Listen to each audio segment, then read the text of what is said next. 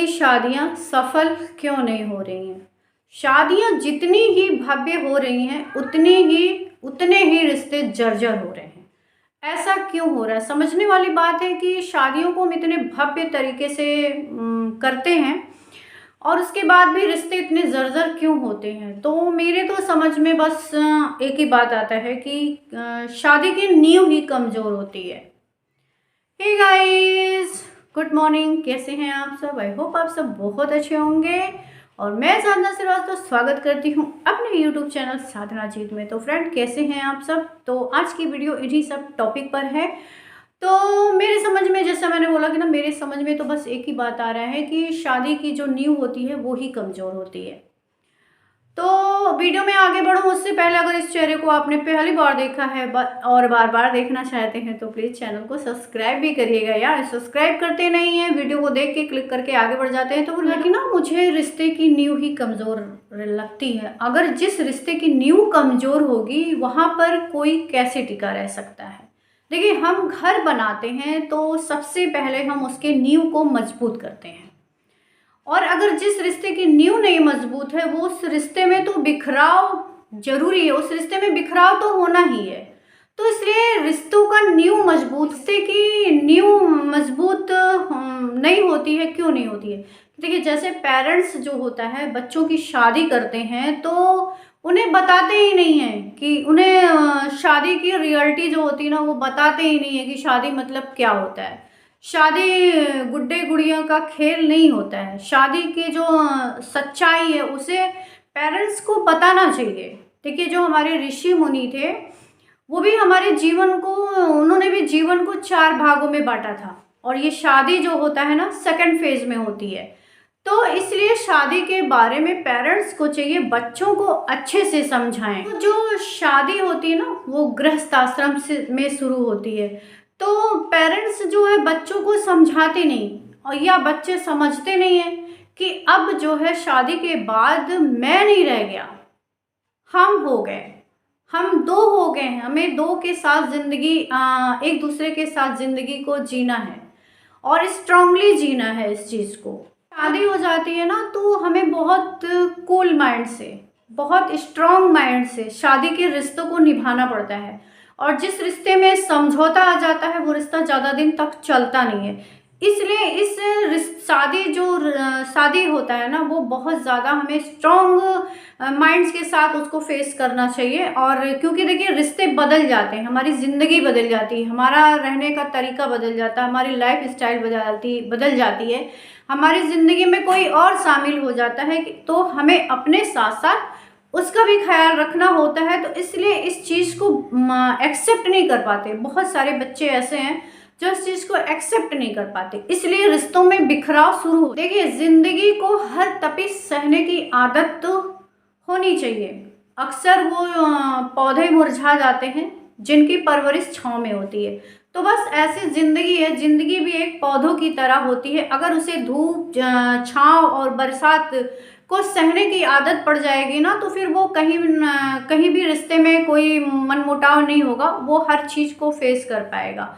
और जो रिश्ते मीन्स जिंदगी जो होते हैं ना, बड़े लाड प्यार से, बड़े उससे पाले जाते हैं, वो जिंदगी हर चीज़ सह नहीं पाते। इसलिए जब उन रिश्तों में किसी की मतलब एंट्री होती है तो जो होते हैं दो इंसान जो होते हैं ना तो खटपट शुरू हो जाती। तो उस रिश्ते में यही होता है कि तू मैं होती है, फिर कुछ टाइम बाद रिश्ते बिखर जाते हैं, मतलब टूट जाते हैं। पेरेंट्स क्या होता है, बच्चों की शादी करने में बहुत जल्दबाजी करते हैं, बहुत ज़्यादा जल्दबाजी उनकी होती है।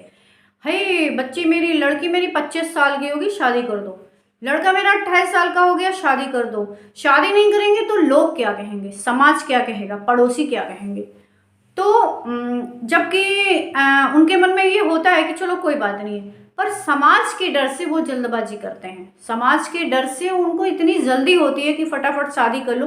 तो ये जब जल्दबाजी जो होती है, आपने ना रिश्ता लड़कों के बारे में जाना, लड़के वालों ने ना लड़की के बारे में जाना, तो आप बताइए, जब एक दूसरे को कोई जानेगा ही नहीं तो रिश्ते में बिखराव तो आना ही आना है। जिस काम को हम फटाफट निपटाते हैं तो बताइए वो रिश्ता कहाँ तक मजबूत रहेगा।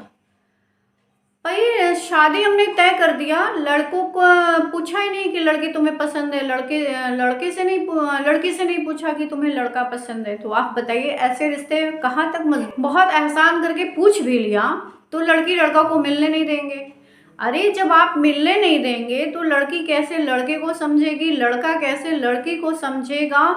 तो उसको पता तो होना चाहिए ना कि जो मेरी लाइफ में आ रहा है, जो मेरी ज़िंदगी में आ रहा है, वो उसका नेचर कैसा है, वो मेरे नेचर से मैच करता है कि नहीं। देखिए परफेक्ट तो कोई नहीं होता है, परफेक्ट कोई नहीं था। ऐसा नहीं होता कि जो सेम मेरा नेचर है वो सामने वाले का भी नेचर, जिससे मेरी शादी हो रही है उसका भी नेचर हो। कमियां तो सब में होती, पर कुछ तो होता है ना, कुछ होता है जिससे हम प्रभावित होते हैं, जिसको हम कहते हैं हाँ ठीक है, बेस्ट है ये।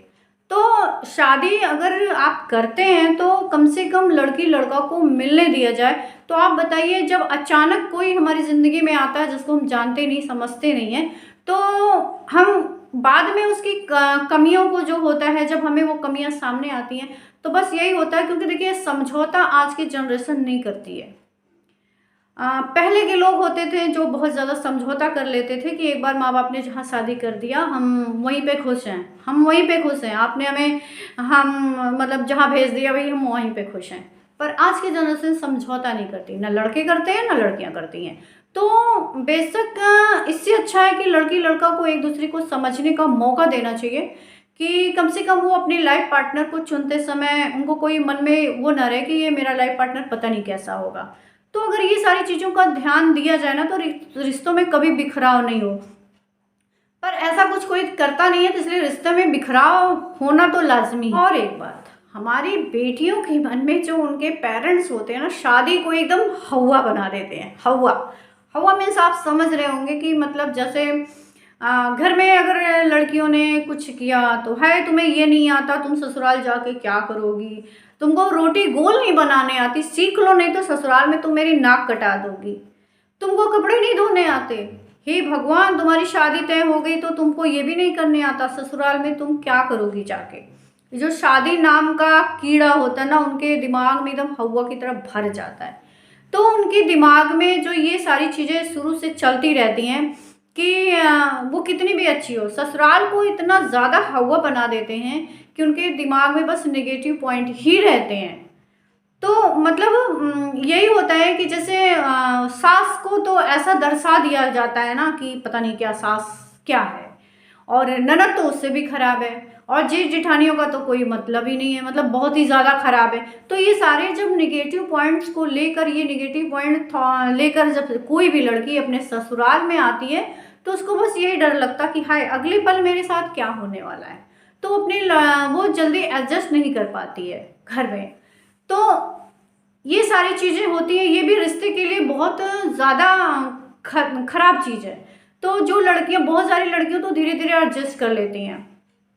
कभी मान लीजिए किसी घर में 19-20 का हो जाता है तो उनके मन में ये होता है कि हाँ मेरी माँ ने ऐसा बोला था तो ससुराल में ऐसा ही था, मैं नहीं रहूँगी, मैं यहाँ से जा रही। तो ये सारी चीज़ें नेगेटिव पॉइंट्स जो लड़कियों के मन में हैं ये आते हैं, तो ये रिश्ते में बिखराव लाते हैं, ये रिश्ते बनाते नहीं हैं। ये जो निगेटिव पॉइंट आप लेकर आपके मन में लोग भर देते हैं तो इससे रिश्ते में बिखराव आते हैं। तो आप बताइए ऐसे रिश्ते कैसे चल सकते हैं। ससुराल में लोग सोचते हैं मेरे घर में पढ़ी लिखी बहू है, अच्छी बात है, पर अगर काम करने वाली जॉब वाली बहू आ जाती है तो और उससे अच्छी बात है। पर टकराव कहाँ शुरू हुआ? टकराव यहाँ शुरू हुआ कि जो लड़की जॉब करती है उसको लगता है कि बस मैं ही हूँ सब कुछ, मुझे काम नहीं करना है, मैं कमाती हूँ, मैं किसी की क्यों सुनूं, मैं कमाती हूँ, मैं किसी से दब कर क्यों रहूं क्योंकि मैं कमाती हूँ।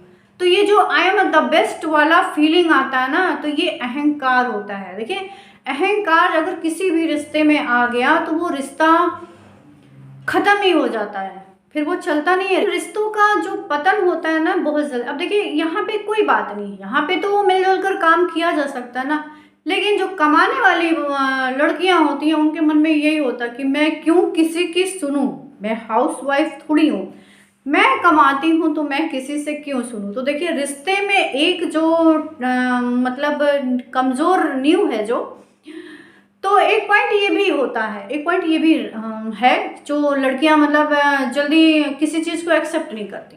मतलब अगर वो 4 पैसे कमा रही हैं तो उनकी नज़र में मतलब कोई नहीं है, वो सिर्फ अपने आप को ही महान समझती हैं कि बस मैं ही हूँ। एक बात और, पति पत्नी एक दूसरे की खूबियों को देखने के बजाय एक दूसरे के कमियों को बहुत देखते हैं।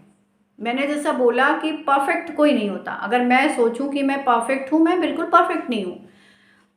हस्बैंड मेरे परफेक्ट हैं, बिल्कुल नहीं है। तो परफेक्ट कोई नहीं होता है। तो हमारे अंदर जो खूबियां हैं, ऐसा तो नहीं है कि मैं खूबियों का ही पिटारा हूँ, ऐसा भी नहीं है कि मैं कमियों का पिटारा हूँ। भाई कुछ तो मेरे अंदर होगी ना बात। तो खूबियों को, एक दूसरे की खूबियों को ना देखकर एक दूसरे की कमियों को ज़्यादा देखते हैं। तो यहाँ भी रिश्ते जो है बनने के बजाय बिगड़ते हैं। अगर आप जो, जैसे एक कहावत है ना, अपने गिरे बान में झांक कर देखिए। अगर हम अपने गिरे बान में झांक कर देखें ना, तो हमारे जैसे गलती का पुतला कोई है ही नहीं। हमें सामने वाले की खूबियों को देखना चाहिए। हमें, अगर हम क्योंकि हमें अपनी कमी तो नज़र नहीं आती, अगर हम अपनी कमी को देखें तो हमें बहुत सारी कमियों अपने अंदर खुद ही मिल जाएगी, तो सामने वाला हमें ठीक ही लगेगा। तो लेकिन हमारा ये नेचर होता है ना कि हम अपनी कमियां नहीं देखते हैं। वो चाहे हस्बैंड हो चाहे वाइफ हो, दोनों की बात कर रही, दोनों अपनी कमियों को नहीं देखते, बस सामने वाले की कमियों को देखते हैं। अरे भाई, अपनी कमियों या दूसरे की कमियों को देखने के बजाय एक दूसरे की अच्छाइयों को देखिए ना। तो अगर अच्छाइयाँ आप देखेंगे तो रिश्ता नहीं बिखरेगा, लेकिन अगर आप कमियां देखने लगेंगे तो रिश्ते की नींव तो कमजोर है ही, वो तो धराशायी होना ही होना है। के बीच जो थर्ड पर्सन आ जाते हैं ना, उससे भी रिश्ते कमजोर हो जाते हैं। थर्ड पर्सन मीन्स जैसे लड़की के मायके वालों का हस्तक्षेप ससुराल में लड़की के, या लड़की का जो सास होती है या लड़के के जो पेरेंट्स होते हैं, बहुत ज़्यादा टोका टाकी बहू को करना। जैसे होता है ससुराल के, मतलब लड़की के मायके वालों के हाथ में रिमोट कंट्रोल है और ससुराल वाले उसी हिसाब से चलो, तो ये कहाँ पॉसिबल है बताइए। तो इसमें जब थर्ड पर्सन की एंट्री आती है तब रिश्ते बिखरते हैं। अरे शादी हमने कर दिया, लड़की लड़के की शादी हमने क्यों किया, मेंचोर है इसलिए शादी कर दिया। अब उन्हें समझने दीजिए, एक दूसरे को समझने दीजिए, एक दूसरे को रहने दीजिए, एक दूसरे के साथ टाइम स्पेंड करने दीजिए। आप टोका टाकी क्यों करते हैं? आप जब हद से ज़्यादा टोका टाकी करेंगे तो वहाँ भी रिश्ते बिखरेंगे। और तो यही मेरा कहने का मतलब है कि अगर आप बहुत ज़्यादा किसी रिश्ते में टोका टाकी करते हैं तो वो रिश्ते जो है बिखरने के सिवाय बनते नहीं हैं। अब अगर सास किसी बहू को बहुत ज़्यादा बोल रही है, तुम ऐसा ना करो, तुम ऐसा ना करो, तुम यहाँ मत जाओ, तुम वहाँ मत जाओ, तो उसे बुरा तो लगेगा ना। टोकिए, हर रिश्ते में ये होता है कि कुछ लिमिट होनी चाहिए, बट टोकिए, आप समझाइए, आप उनको एक दूसरे के साथ रहने दीजिए, एक दूसरे के साथ ज़िंदगी जीने दीजिए। हाँ, आप गाइड करिए, पीछे से आप गाइड करिए कि आपको कोई प्रॉब्लम है तो हम हैं, पर उनकी ज़िंदगी में घुस मत जाइए। अगर आप उनकी ज़िंदगी में घुस गए तो फिर उनका रिश्ता चलना नहीं है। तो अगर रिश्ते को बचाना है तो ये सारी चीज़ें जो है हमें अपने आप में समझनी पड़ेगी कि किसी भी रिश्ते में हमें घुसना नहीं है, ठीक है। गाइड करना अलग बात होता है, घुस जाना अलग बात होता है। तो यही होता है कि जो हमारी शादीशुदा लाइफ होती है ना, कि कभी कभी थर्ड पर्सन के कारण भी हमारी लाइफ जो ज़िंदगी होती है बिखर जाती है, हमारी शादियाँ जो होती है टूट जाती हैं। आजकल शादियों में एक शादी करने में एक पिता की सारी कमाई चली जाती है। और शादियाँ कब, कोई शादियाँ तो 6 महीने भी नहीं चलती हैं। तो उसमें मैं ये नहीं कहती कि कोई एक ही कारण है, बहुत सारे कारण होते हैं। कभी हमें लड़के का नेचर नहीं पता होता, कभी हमें ससुराल वालों की सच्चाई नहीं पता होती, तो बहुत सारी शादियाँ टूटने का।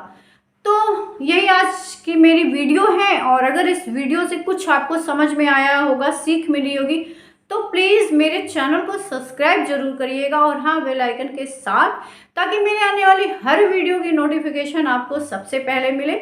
तो चलिए फिर मिलते हैं किसी अच्छे से वीडियो के साथ, तब तक के लिए बाय बाय। अपना ख्याल रखिएगा, खुश रहिएगा, मस्त रहिएगा, साधना जीत को जरूर याद करते रहिएगा। चलिए तब फिर मिलते हैं, कुछ नया करते हैं, तब तक के लिए बाय बाय।